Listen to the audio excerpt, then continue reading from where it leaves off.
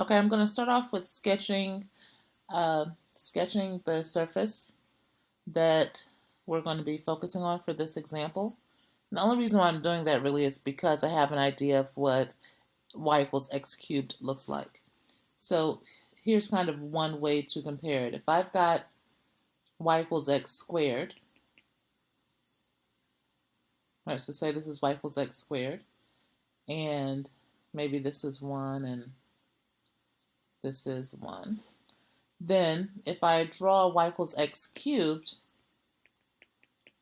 y equals x cubed is going to be steeper, for values of x larger than 1. And how do I know that? Because the derivative is going to be 3x squared compared to 2x, right? So if x is greater than 1, then 3x squared is going to be greater than 2x. So the graph is going to grow at a faster rate on the open interval from 1 to infinity, okay?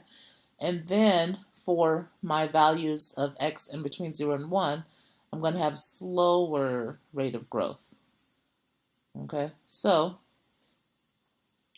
kind of just quickly I can draw or sketch a graph of y equals x cubed given a It's graph of, 16 hours. thank you, given a graph of y equals x squared. So here, I'm really only interested between, with x going in between 0 and 1, so kind of, it's not all that important how I draw it. I'll just draw something like this. I know that this is, the coordinate to this point is 1, 1, and the coordinate over here is 0, 0. And I'm rotating this about the x-axis. So here's my x-axis. And when I rotate the graph about the x-axis, I'm going to get something that looks kind of like a trumpet shape. Okay, so it's going to be something like that. So my goal is to find the area of this surface.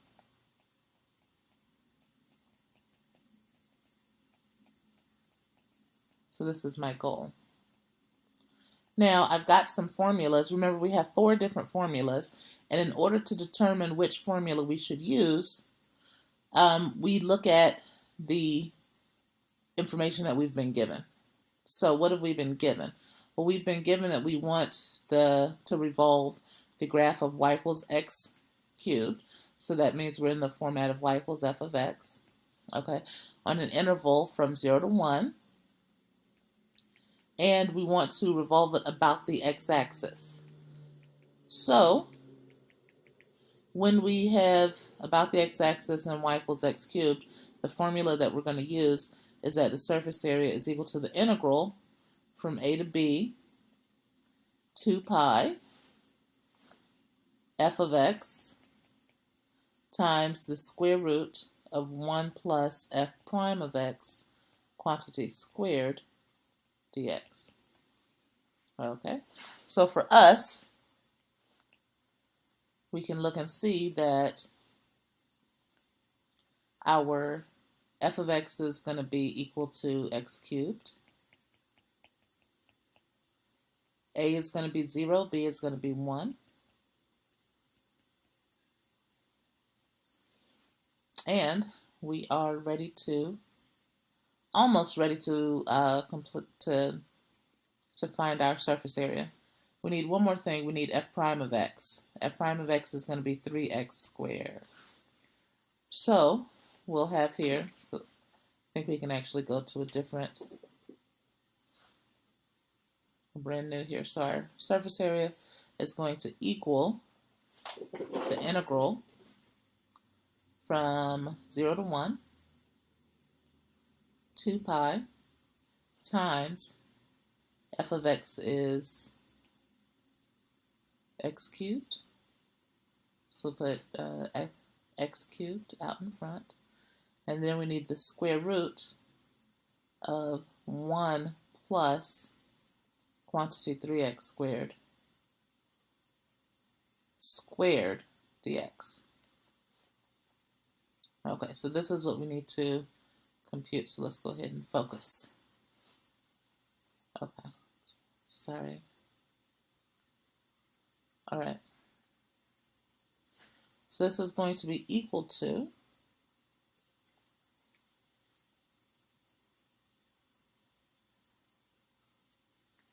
the integral from 0 to 1. We can actually bring the 2 pi out front. So we'll bring the 2 pi out front. Now we've got x cubed times the square root of 1 plus 9 x to the 4th dx. Now how do I solve this? So I'm going to do a u substitution. So let me go over here and say, what is the integral of x cubed square root 1 plus 9 x to the 4th dx?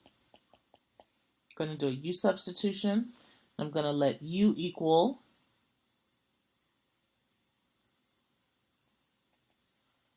1 plus 9x to the 4th. Then what is du? Du is going to be 36x cubed dx.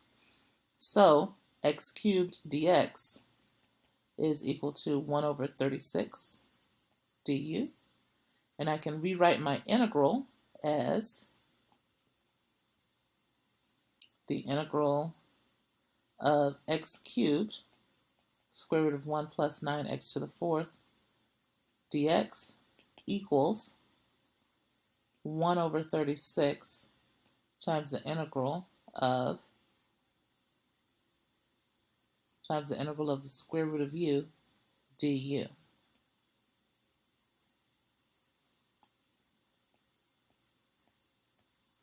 And that's the same thing. It's just 1 over 36 times the integral of u to the 1/2 du.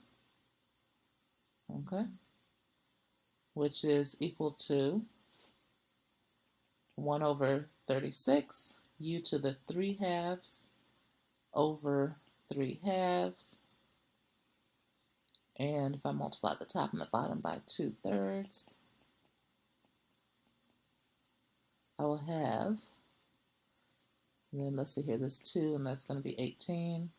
So that'll be 54.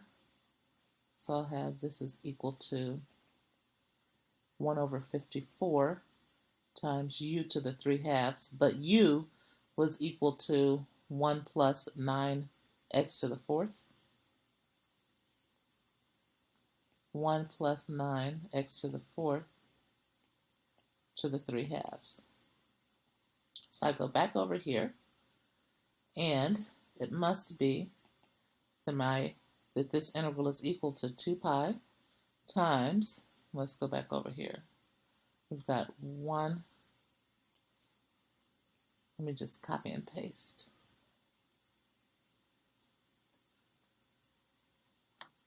So I've got this, and then I'm just going to evaluate it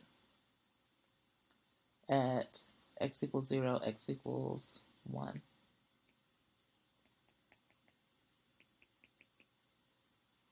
Okay, so remember we are multiplying here. So I should say this is equal to 2 pi. I can bring out that 1 over 54, and I should have 1 plus 9 times 1 to the 4th power, all of that to the 3/2, minus 1 plus 9 times 0 to the 4th power, and all of that to the 3/2. Okay. So this is going to cancel out to be negative pi over 27.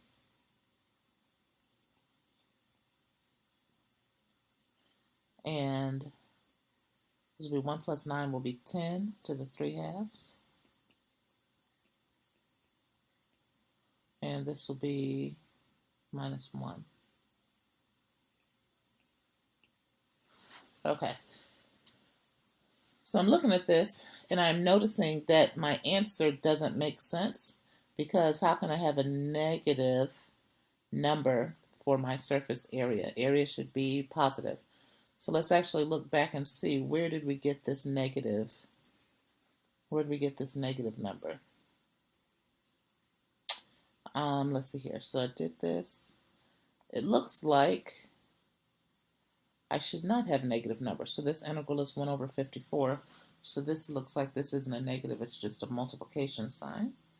So let's go ahead and eliminate those numbers, the negatives.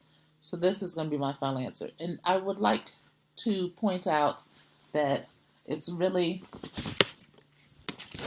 important to have an understanding.